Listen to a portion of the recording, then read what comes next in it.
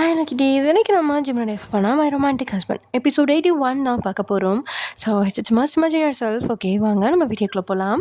Last இதில் முடிச்சிருந்தோம் அப்படின்னா என்னாச்சு, வயன் கிட்ட எதுக்கு டே கிட்ட இதை பற்றி சொன்னேன், அதாவது சரவணன் கீழே இதை பற்றி சொன்னேன் அப்படின்னு சொல்லி கேட்டு திருடிட்டு இருக்கா. அப்போது இங்கே என்ன நடக்குதுன்னு தெரிஞ்சுக்கலாமா அப்படின்னு கேட்டபடியே ஜிமின் அந்த ரூமுக்குள்ளே நுழைய, நீங்களும் நடந்ததை ஜிமின் கிட்ட சொல்ல, அதுக்கும் ஜிமின் நிமிந்து மீனாட்சி தான் பார்க்குறான்.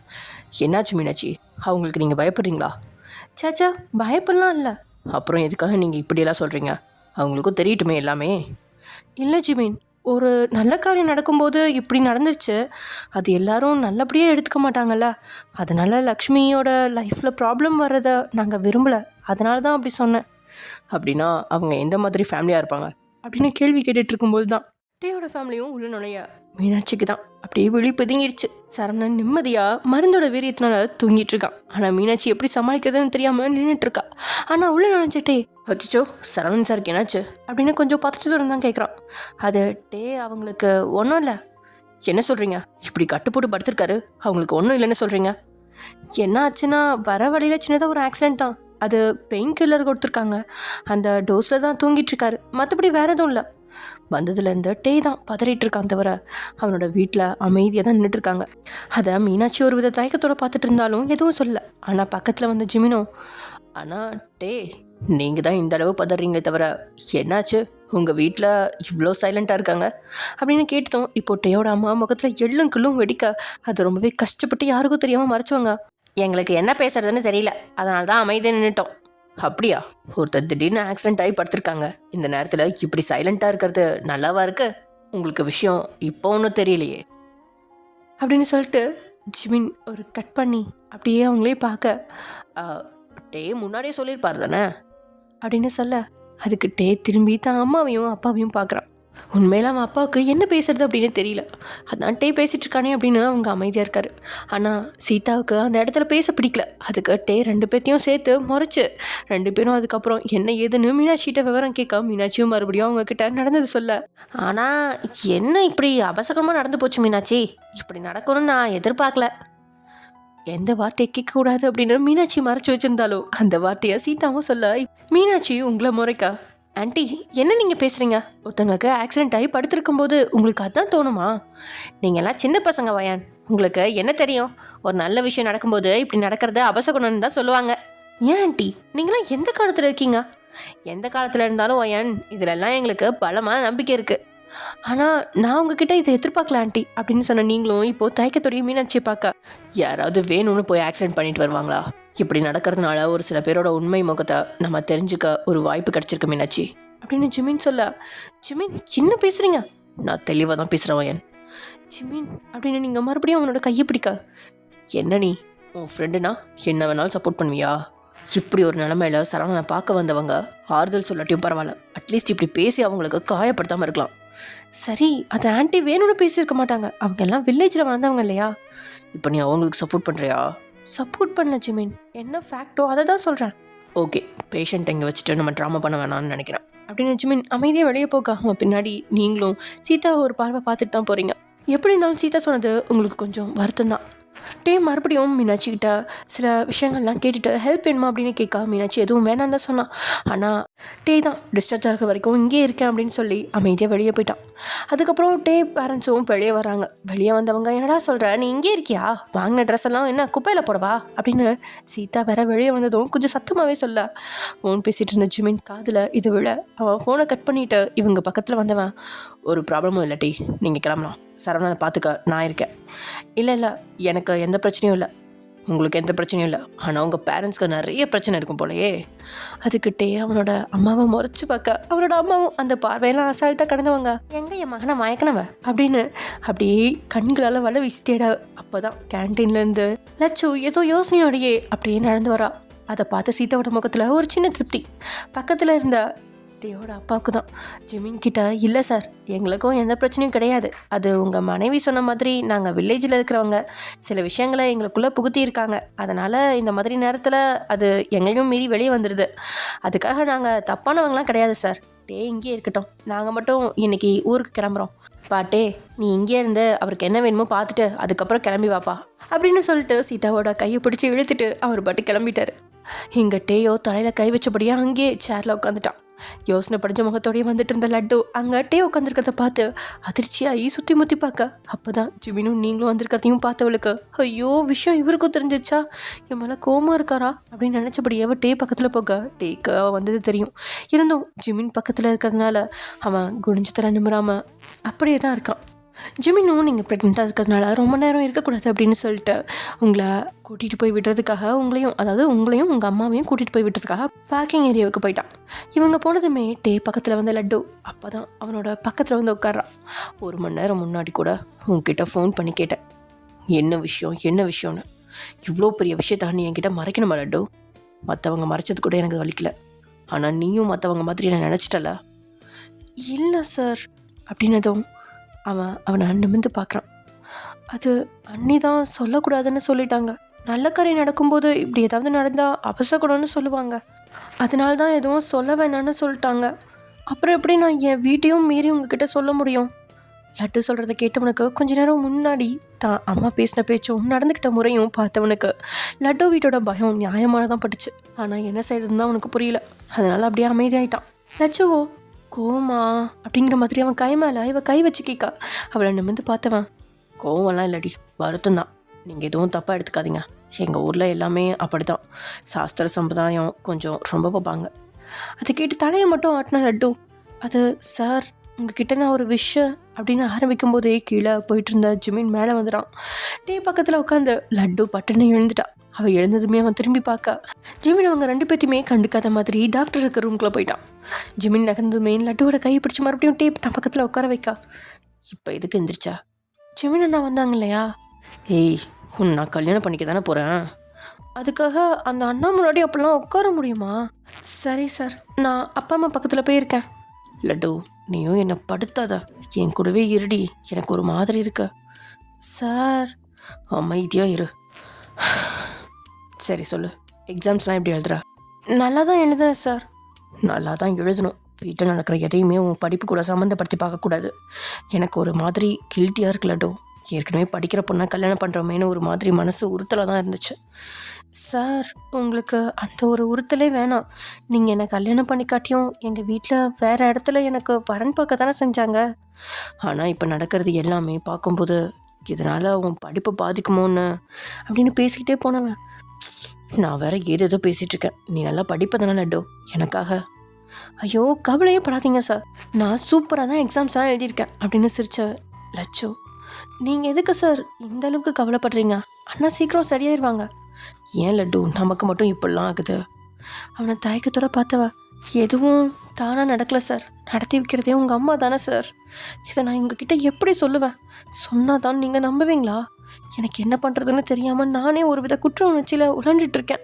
எங்கள் அண்ணனுக்கு என்னன்னாலும் பரவாயில்ல, என்னோடய கல்யாணம் நடக்கணும்னு நான் நினைக்கிறேன்னா, நான் இன்னும் யார்கிட்டையும் இந்த உண்மையை சொல்லாமல் இருக்கேன்னா அதுக்கு அதான காரணம். ஐயோ அப்படின்னு தனக்குள்ளேயே பேசிக்கிட்டவளுக்கு பைத்தியம் பிடிக்காத குறை தான். ஏற்கனவே கவலையில் இருக்கிற டேயை மறுபடியும் கவலையில் ஆழ்த்தவன் விரும்பலை. அதனால் அவன்கிட்ட முடிஞ்ச அளவு சமாதானமாக பேசினவ மீனாட்சி வந்து கூப்பிடவும் உள்ளே போயிட்டா. அதே சமயம் இங்கே பிஸ்னஸ் மீட்டிங்காக அமெரிக்கா போயிருந்த சுகாவும் பாக்கியாவும் தங்களோட பிஸ்னஸ் மீட்டிங்கை வெற்றிகரமாக முடிச்சுட்டு தங்களை ரிலாக்ஸ் பண்ணுறதுக்காக அங்கேருந்த பீச்சுக்கு வந்திருந்தாங்க. அப்போ 2 பேரும் அமைதியாக அங்கேருந்த சூழல் ஒவ்வொன்றையும் பார்த்துட்ருக்கா. அப்போது சுகாவோட கண்கள் ஒரு இடத்துல நிலை குத்தி வைக்கிறத பார்த்த பாக்யாவோ இவர் எங்கே பார்க்குறாரு அப்படின்னபடி அவன் பார்வை போன இடத்த பார்க்க அங்கே ஸ்விம் சூட்டில் பொண்ணுங்க கூட்டமாக சிரித்து பேசிக்கிட்டு இருக்கிறத பார்த்து பாக்யாவுக்கு சுறுசுறுன்னு முகத்தில் கோவம் ஏறுது. சுகா அப்படின்னு கொஞ்சம் சத்தமாகவே அவள் கூப்பிட அவனும் கவனம் சிதறி என்ன லக்ஷ்மி அப்படின்னு அவளை பார்க்க எங்கே பார்த்துட்ருக்கீங்க? எதுக்கு இவ இவ்வளோ டென்ஷன் ஆகுறா அப்படின்னு புரியாதவனும் பீச்சை தான் பார்த்துட்ருக்கேன் அப்படின்னு சாதாரணமாக சொல்ல. பீச்சை பார்க்குறீங்களா இல்லை குளிக்க வந்த பொண்ணுங்களையா? அதுவும் இந்த மாதிரி அறுக்கிற ட்ரெஸ்ஸை போட்டு குளிக்க வந்தவங்க பார்த்துட்ருக்கீங்களா? அதை கேட்டு முகம் முழுதும் சிரிப்போட ஹோ இதுக்கு பேர் தான் பொசசிவ்னஸோ. பேச்சை மாற்றாதீங்க, அங்கே என்ன பார்வை உங்களுக்கு? அதுவும் முகத்தில் அப்படி ஒரு சிரிப்பு. எல்லா ஆம்பளைங்களும் ஒரே மாதிரி தான். லக்ஷ்மி ப்ளீஸ், அப்படி பொண்ணுங்களை பார்க்குறவனா இருந்தால் இந்நேரம் எனக்கு ஏகப்பட்ட கேர்ள் ஃப்ரெண்ட்ஸ் இருந்திருப்பாங்க. இப்போ மட்டும் என்னவா ஒரே ஒரு கேர்ள் ஃப்ரெண்டு தான் இருந்துச்சு. ஆனால் அதுவும் அப்படின்னு அவன் பாக்யாவை பார்த்துக்கிட்டே பேச அவ்வளோ டென்ஷனில் அவனை முறைக்கா. சரி சரி ஓகே, ஆனால் நான் அந்த லேடிஸ்லாம் பார்க்கல. அங்கே பாரு, அவங்களுக்கு பக்கத்தில் ஒரு குட்டி பொண்ணு க்யூட்டாக மணலில் விளையாடிட்டுருக்குல்ல, அந்த பொண்ணை தான் பார்த்துட்ருக்கேன். அது எவ்வளோ அழகாக மணலில் ஏதோ கட்டிக்கிட்டு இருக்கு பாரு அப்படின்னதும் தான் பாக்யலட்சுமி பார்வையாக அந்த பொண்ணுங்க கூட்டத்துக்கிட்டு இருந்து கொஞ்சம் நகர்த்து அங்கே மண்ணில் தனியாக விளையாடிட்டு இருந்த அந்த குட்டி பொண்ணு மேலே படியுது. ஆமாம், அந்த பொண்ணு அவ்வளோ க்யூட்டாக தான் இருக்குது. அதுவும் முகத்தில் ஒரு புன்னகையோட மணலில் ஏதேதோ செஞ்சு அந்த குட்டிக்கிட்ட இருந்த அந்த விளையாட்டு மண்வெட்டி அப்புறம் மணலெல்லாம் அங்கேயும் இங்கேயும் அள்ளி போடுற பொருள்னு குழந்தை விளையாட்டு பொருட்களை வச்சு அழகாக அந்த பொண்ணு விளையாடிட்டுருக்கு. அதை பார்த்து அசட்டு வளைஞ்ச பாக்யாவோ சுகாவை பார்த்து சமாளிப்பா சிரித்து வைக்க அவனும் அவளை பார்த்து சிரிச்சிட்டு எல்லா ஆம்பளைங்களும் இல்லை, எல்லா பொண்ணுங்களும் ஒரே மாதிரி தான் அப்படின்னு சொன்னபடி அவளை தோளில் சாய்ச்சிக்கிட்டான். அதுக்கப்புறம் 2 பேரும் கொஞ்ச நேரம் வேடிக்கை பார்த்துட்டு அப்படியே ரெசார்ட்டுக்கு போயிட்டாங்க. அங்கே குளிச்சுட்டு வெளியே வந்த பாக்யாவோ அங்கே கையில் ஒரு பார்சலோட நின்றுட்டு இருந்த சுகாவை பார்த்து, என்னாச்சு, என்ன பார்சல் இது, யார் கொடுத்தா? அது நான் தான். நீங்களா? புரியல. இல்லை, நான் தான் ஆர்டர் போட்டிருந்தேன். என்னது? நீயே பிரித்து பாரு அப்படின்னு சுகா சொல்ல டவலோட நின்றுட்டு இருந்தவளோ ஆர்வத்தோட வேகமாக அவன் பக்கத்தில் வந்து அதை வாங்கி பிரித்து பார்த்தவன் முகத்தில் எள்ளும் கொள்ளும் வெடிக்குது. சுகாவோ அதை ரசித்தபடியே கன்னத்தில் கை வச்சு அவளை பார்த்தவன், என்னாச்சு லக்ஷ்மி அப்படின்னு கூலாக கேட்கா. இது என்ன அப்படின்னு அதை தூக்கி அங்கேருந்து பெட்டில் போட்டுட்டு அவங்களோட பேகை திறந்து உள்ளே இருந்த ட்ரெஸ்ஸெல்லாம் எடுக்க போக, ஆனால் சுகாவோ வேகமாக பின்னாடி போய் அவளை இறுக்கி அணைச்சபடியே அவளை ட்ரெஸ் எடுக்க விடாமல் தடுத்துவன். இப்போ எதுக்கு நீ ட்ரெஸ் எடுத்திருக்க? அதான் உனக்கு ஆல்ரெடி ட்ரெஸ்ஸும் வாங்கிட்டேன்ல. ஓ, இதான் ஊரில் ட்ரெஸ்ஸா? பின்ன இல்லையா? விளையாடாதீங்க சுகா. விளையாடல லக்ஷ்மி, பி சீரியஸ். சுகா அப்படின்னு அவனை முறைக்க முயன்று தோத்து போனவ முகத்தில் வெக்கம் அப்பட்டமாக தெரியுது. இதை போட்டுட்டு வெளியே போக சொல்கிறேன், எனக்கு மட்டும் போட்டு காட்டு. அதெல்லாம் சான்ஸே இல்லை, அதுக்கு வேற ஆளை பாருங்க. இதுக்கு நான் எப்படி வேற ஆளை பார்க்க முடியும்? என்னோட ஆளே நீ தானாடி, உனக்கு போட்டு தானே அழகை பார்க்க முடியும். சுகா, லக்ஷ்மி அடம் பிடிக்காத, நீயே போடுறியா இல்லை நான் போட்டு விடவா? This is not fair mister Suka. Really அப்படின்னு சொன்னவன் இப்போது அவளோட டவலோட முடிச்சு மேலே கையை வைக்க திடீர்னு அவங்க கை வைப்பான் அப்படின்னு தெரியாதால இப்போ அந்த முடிச்சு கண்டாமல் இருக்கா. லக்ஷ்மி அது மேலே கை வச்சு அவனோட கையை தட்டி விட அவனும் அவ கையை தட்டி விட அப்படின்னு 2 பேரும் சண்டை போட்டபடியே தடுமாறி அங்கேருந்து பெட்டில் விழுந்துட்டாங்க. 2 பேரோட உடம்பும் ஒன்று வரச 2 பேத்துக்குள்ளேயும் ஊற்றி பத்திக்குது. ஹார்மோன்ஸ்லாம் படு வேகமாக சுரக்கா. அதில் லக்ஷ்மி தடுமாற அதை தனக்கு சாதகமாக பயன்படுத்தின சுகாவோ அந்த சான்ஸை பயன்படுத்தி அவள் பெட்டில் தூக்கி போட்ட அந்த ட்ரெஸ்ஸை எடுத்து அவளுக்கு அவனே போட்டு விட்றான். வெக்கத்தில் சிவந்த அந்த லக்ஷ்மியும் சேனங்களோட அவனை பார்த்துட்ருக்கா. சுகா, இந்த ட்ரெஸ்ஸு ரொம்ப கேவலமாக இருக்குது, முதல்ல தள்ளுங்க, ட்ரெஸ்ஸு மாற்றணும். ஹே பாக்யா, இந்த ட்ரெஸ்ஸை நீ மாற்றிட்டா நான் எப்படி உன்னோட அழகை ரசிக்கிறது அப்படின்னு சொன்னவன் மொத்தமாக அவகிட்ட ஜொல்லு ஒடிச்சிட்ருக்கா. இவ்வளோ நல்லா சுகாவோட ரூட் ஃபேஸை கூட சமாளிச்சிட்டா. ஆனால் அவனோட இந்த காதல் ததும்புற ரொமான்டிக் சுகாவை தான் அவளுக்கு எப்படி ஹேண்டில் பண்ணுறது அப்படின்னு தெரியாமல் அவனை தள்ளி விடுறதுலேயே குறியாக இருக்கா. ஆனால் அவனும் அவளை விட்டு இம்மை கூட நகர மாட்டேன் அப்படிங்கிற மாதிரி அவளை அந்த ட்ரெஸ்ஸில் ரசித்தபடியே அவனோட வேலையை தொடங்கிட்டான். லக்ஷ்மியும் சினிங்கி செவந்துன்னு அவனோட செயலுக்கு செஞ்சு கொடுத்துட்டு தான் இருக்கா. சில வாரங்களுக்கு அப்புறம் அப்படி இப்படின்னு லட்டு வீட்டில் சாரன் குணமாகி அவளோட கல்யாண வேலையை இழுத்து போட்டு செஞ்சிட்ருக்கான். மீனாட்சியும் அவனை ரெஸ்ட் எடுக்க சொல்லி கேட்டும், என்னோட ஒரே தங்கச்சிக்கு நான் என்னோட பங்களிப்பாக சிறப்பாக செய்யணும்னு நினைக்கிறேன் அப்படின்னு ஏதேதோ சொல்லி மீனாட்சியோட வாயை மூடிட்டான். ஏனோ இன்னைக்கெல்லாம் கூட லட்டுவால் டேயோட அம்மாவை பற்றி யார்கிட்டயே சொல்ல முடியல. அதுக்கு அவங்க கல்யாணம் ஒன்று மட்டும் காரணம் இல்லை அப்படிங்கிறது அவளுக்கு தெரியும். அப்படி சொன்னால் டேயை தான் வீட்டில் வெறுத்துருவாங்களோ அப்படிங்கிற பயம் அவளுக்கு ஒரு பக்கம் இருக்க. அதனாலேயே அவள் தான் வீட்டுக்கிட்ட அதை பற்றி சொல்லாமே இருக்கா. அதே மாதிரி தான் டேக்கிட்டையும் அவனோட அம்மா பற்றி சொன்னால் ஆதாரம் இல்லாமல் சொல்லும் பொழுது அவன் அதை எப்படி ஏற்றுக்குவான்? ஒரு வேளை தன்னை தப்பாக நினச்சிட்டா அது தன்னால் தாங்கிக்க முடியும் அப்படின்னு குழப்பத்திலே தெரிஞ்சிட்டு இருந்தவ ஏனோ தான் அவளோட எக்ஸாம் எழுதிட்டுருக்கா. அதே சமயங்க அன்றைக்கி மோனிஷா அப்படி நடந்ததோடு சரி, அடுத்த 2 நாள் அவளே லீவ் எடுத்துட்டான். ஆனால் ஜிமின் அதையெல்லாம் துளி கூட கண்டுக்கல. மோனிஷா அப்படி நடந்துக்கிட்டது அன்றைக்கி ஃபோன் செஞ்சு உங்களை திட்டினவன் தான். அதுக்கப்புறம் அத்தோடு விட்டுட்டான். அதுக்கு மேலே அவனுக்கு அதை பற்றி யோசிக்க கூட டைம் இல்லை. அதுவும் அது ஒரு ஆக்சிடெண்ட்டாகவே அவனுக்கு பட்டுச்சு. அதுக்கு காரணம் தான் மனைவி தான் அப்படின்னு நினச்சவன் இதை பற்றி உங்ககிட்ட பேசணும் அப்படின்னு நினைப்பான். ஆனால் அவனுக்கு இருக்கிற டென்ஷனில் அது அவ்வளோ முக்கியமாக படாது. அதுவும் குழந்தைய வயிற்றில் சுமந்துக்கிட்டு நீங்கள் படிச்சுட்டு இருக்கிறத பார்க்குறதுக்கு பாவமாக தான் இருக்கும். ஆனால் நீங்கள் அவ்வளோ இஷ்டப்பட்டு கண் ஒழிச்சு படிக்கிறதால 2 திட்டு வேணும்னு திட்டிட்டு அவனும் விட்டுருவான். பகல்லே படிக்க வேண்டியதானே, நார்மலாக இல்லை, ப்ரெக்னெண்ட்டாக இருக்கா, நைட் டைம் இப்படி ஸ்ட்ரெயின் பண்ணக்கூடாது, நைட்டு ரெஸ்ட் எடுக்கணும். பகலில் படித்தா அத்தை திட்டுறாங்க பிள்ளை தச்சு புள்ள இப்படி ரெஸ்ட் எடுக்காமல் படிச்சுட்டு இருந்தா என்ன பண்ணுறதுன்னு. அதனால் மத்தியானம் கொஞ்சம் நேரம் தூங்கிடுறேன். அப்புறம் இப்போ நைட்டு நீங்கள் ஆரம்பிச்சிட்றீங்க. எல்லா நேரமும் அதுக்காக தூங்கிட்டே இருக்க முடியுமா? நான் கரெக்டான நேரத்துக்கு தூங்குறேன். எனக்கே அது தெரியும். நீங்கள் முதல்ல தூங்குங்க பேசாமல் அப்படின்னு அவனோட வாயை மூடிடுவீங்க. உங்களுக்கு படிப்பு மேலே இருந்த ஆர்வத்தை ஏனோ ஜிமினாலையும் இப்போதுனா சாதாரணமாக எடுத்துக்க முடியல. உங்களுக்குள்ள ஒரு லட்சிய வெறி இருக்கிறதா அவனே தெரிஞ்சுக்கிட்டான். ஆனால் அதை உங்ககிட்ட வெளிக்காட்டிக்கல. அதே சமயம் இங்கே லட்டு, நாளைக்கு தானே லாஸ்ட் எக்ஸாம். ஆமாம் சார். நீங்கள் எப்போ இங்கே வருவீங்க? நெக்ஸ்ட் வீக் நமக்கு கல்யாணம். இதுக்கு மேலே நாங்கள் விட மாட்டாங்க. நீங்கள் தான் இங்கே கிளம்பி வரணும். ஓ அப்படின்னு கேட்டுக்கிட்டவளுக்கு கல்யாணக்கெல்லாம் துளி கூட இல்லை. என்ன லட்டு இப்படி ஒரு இன்ட்ரெஸ்டே இல்லாமல் பேசுகிறா? உனக்கு இந்த கல்யாணத்தில் இஷ்டம் இருக்கா இல்லையா?